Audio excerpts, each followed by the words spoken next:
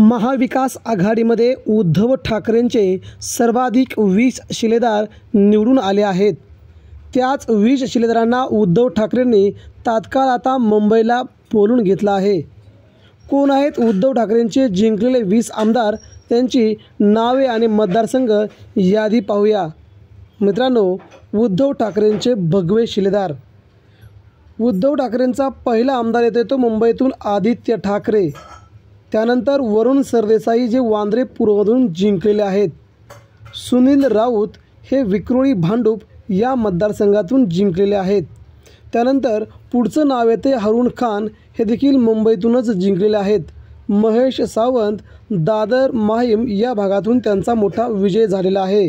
आणि राहुल पाटील परभणी या मतदारसंघातून राहुल पाटलांचा विजय झाला आहे। अजय चौधरी शिवडी मतदारसंघातून जिंकलेले आहेत। भास्कर जाधव गुहागर विधानसभा मतदारसंघातून जिंकलेले आहेत। सुनील प्रभू दिंडोशी मुंबईतून जिंकलेले आहेत। आणि त्यानंतर कैलास पाटील धाराशिव या विधानसभा मतदारसंघातून ते जिंकलेले आहेत।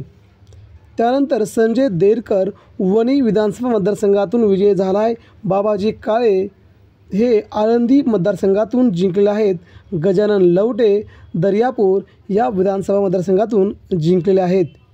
संजय पोतणीस मुंबई विधानसभा मतदारसंघातून, प्रवीण स्वामी लोहारा उमरगा मतदारसंघातून, अनंत नर मुंबईतून आणि शेवटचे 20वे उमेदवार आहेत दिलीप सोपल यांचा बार्शीतून हा विजय झालेला आहे।